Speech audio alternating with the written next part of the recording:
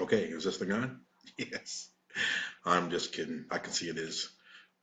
Okay, everyone. I know it's just maybe one or two of you out there, but right now I am live here in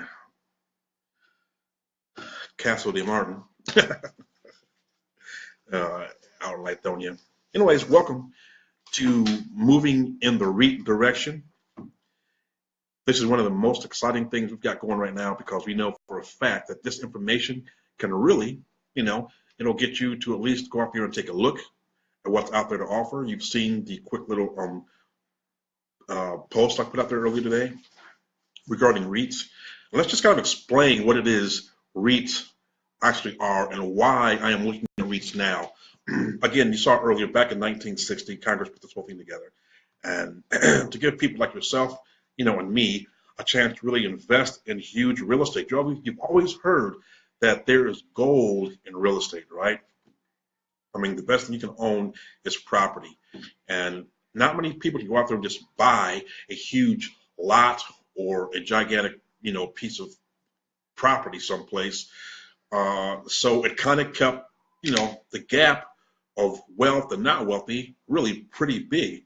Well, back in 1960, of course, the Congress wanted to have easy access to the opportunity to get wealth by real estate, the REIT.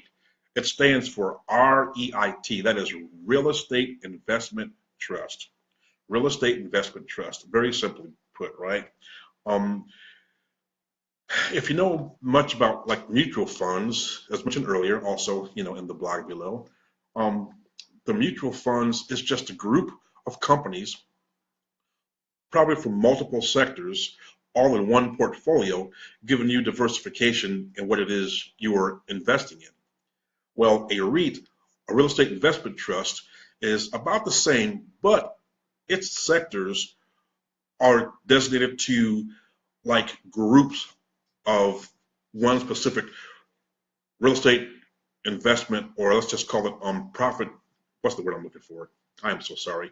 Income producing real estate. Okay, income producing properties, meaning dirt and collecting rent.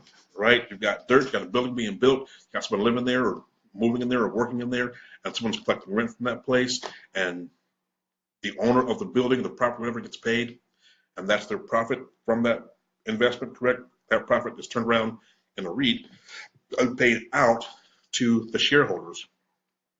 Okay, let's make that really clear.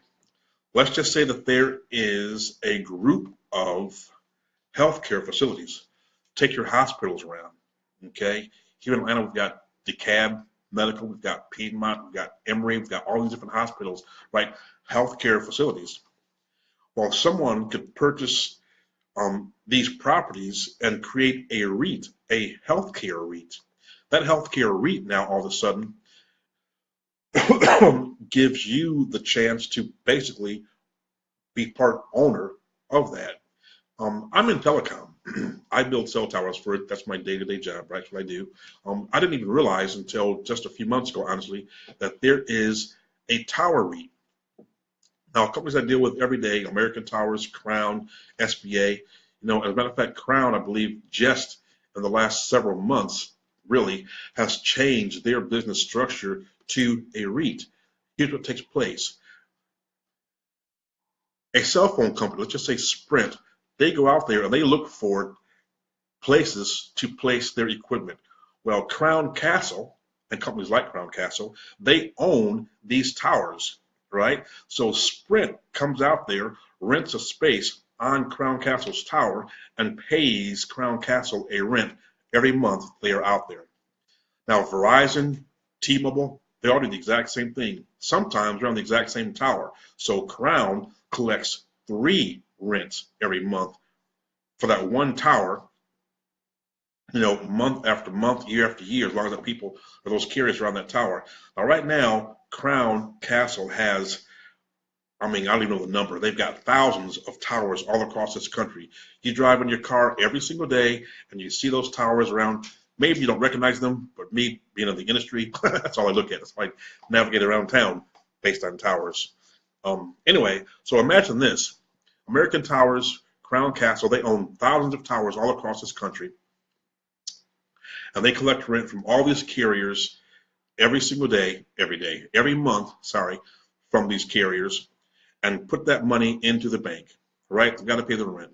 So now, as they turn into a REIT, all right, when they turn into a REIT, now the REIT has to have shareholders. They have to have at least 100 shareholders. That's kind of the rule of the REIT. And they have to also pay out dividends, meaning 90% of their income producing properties, 90% of that income, they have to pay out in dividends to the shareholders. And you can purchase, shares based on what they set up as the minimum or the maximum amount you can actually buy. Well, then once you've done that, then every single month they pay a dividend check to you, the shareholder, based on that income from that income producing property. All right. In this case, it's cell towers. Now, there are REITs in, let's say they call them like commercial REITs. There's someone that has just like a mall, shopping mall. They've got nothing but shopping malls in their portfolio, this REIT.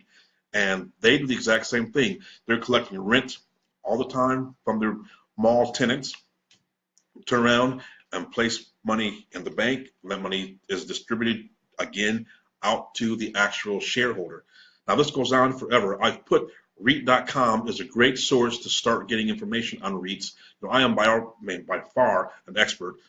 Don't know much as it is right now, trying to learn as we go. But REIT, look, there's a magazine that I subscribe to. It's a free magazine. Can you see that? It may be backwards on the line. I don't know why it's always backwards, but it is REIT, REIT. All right. .com. You can go there and subscribe to this. I think it's a quarterly magazine. It's my second one I've got. So, but it's very, very cool. It really is. Lots of information. I got very, very excited, and it'll get you to thinking of all the different sectors that are out there that can be created. Listen, here's another cool thing about this. A REIT, a real estate investment trust, can be started by anyone that fit the criteria, right? As long as you have the absolute list of things that you need, what you have to do, do your due diligence, get that stuff all figured out, and you can do that by going to, again, I'm not being paid by this guy, but REIT.com is just a great source. And from there, you can find other places to search and look for REIT information. But I was going to say, you can actually start your own REIT. I've got some ideas right now of how to create some REITs, and it is really, really, really, really a good idea. So I'm older, just had a birthday, and it's time to start thinking on the financial side of the world, retirement and everything else. So this is why we are now moving in the REIT direction. You get it? Moving in the right direction. I love that. I'm so talented. Anyways, that is a cool thing to do for you, your family, your friends. Investigate, look, do your research, find out what you can, and come here as often as you can, because I would try to be, as much help as possible, and getting information out to you as I learn new things. And please come back here and share stuff that you've learned about REITs, because, as long as we're all moving in the REIT direction, we can't go wrong with helping each other. So that's pretty much it. We find this finish button, and as we move on, okay, remember, share this information with your friends, bring them along, and let's create a REIT world that will really be a space to learn and to grow and to continue moving in the REIT direction. All right? Have a good day. Thank you.